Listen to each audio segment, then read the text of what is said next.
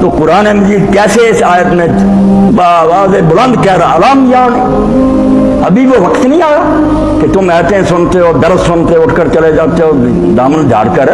سوچا کبھی کہ کیوں اثر نہیں ہو رہا؟ فرمایا تمہارے دل مر چکے ہیں، یہ سخت ہو چکے ہیں، تو ڈر جاؤ اور اللہ کا کلام سن کر چاہیے کہ تمہارے دل پانی نرم ہو جائیں، کانپ جائیں۔ اور جب دل نرم ہو جاتا ہے سارے کام سیدھے ہو جاتے۔ دل مردہ دل نہیں ہے ایسے زندہ کر دوبارہ، کہ یہی ہے امتوں کے مرض کون کا چارہ۔ بیماری وہی ہے جو یہود کی تھی، وہی ہماری۔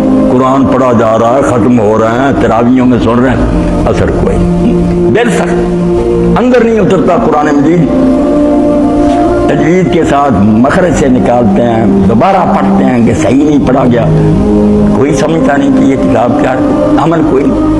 تو یہی آیت اللہ پاک نے اس وقت اتاری جب ہماری طرح کے لوگ ایمان کے مدعی تھے۔ اس آیت میں جو کہا کہ جو لوگ اللہ کو مانتے ہیں ان کے لیے ابھی وقت نہیں ہے، پیچھے سارا ذکر منافقوں کا، یہاں مومن منافقوں کا جو زبان سے کہتے تھے کہ ہم اللہ کو مانتے ہیں مگر ان کا کردار اس کے موافق نہیں تھا۔ اب ہمارا لوگ بھی یہ ہے تضاد کہ منافقت ہے ہماری زندگی میں کہ ایک طرف تو اللہ کے رسول صلی اللہ علیہ وسلم کی گستاخی ہو، کارٹونی چھپے مرنے کے لیے نکلاتے، اور دوسری طرف وہ رسول چلا رہا ہے، اس کی کتاب چیخ رہی ہے، احادیث دہائی دے رہی ہے، کوئی امت نہیں سمجھ۔ ہر قسم کی کرپشن ان میں ہے، کفار سے زیادہ۔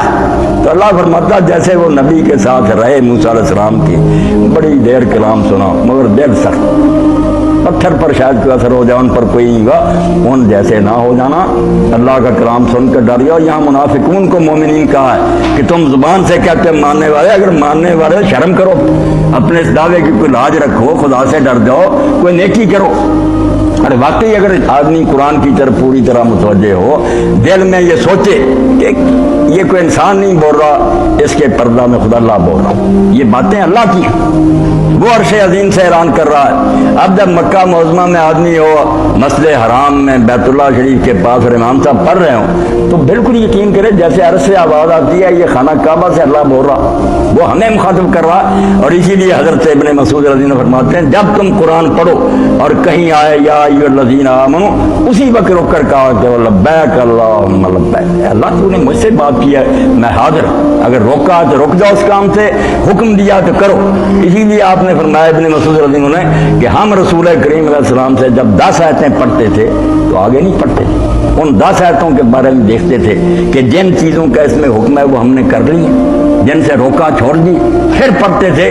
چنانچہ جب قرآن کا علم مکمل ہوتا تھا ساتھ ہی عمل مکمل ہو جاتا۔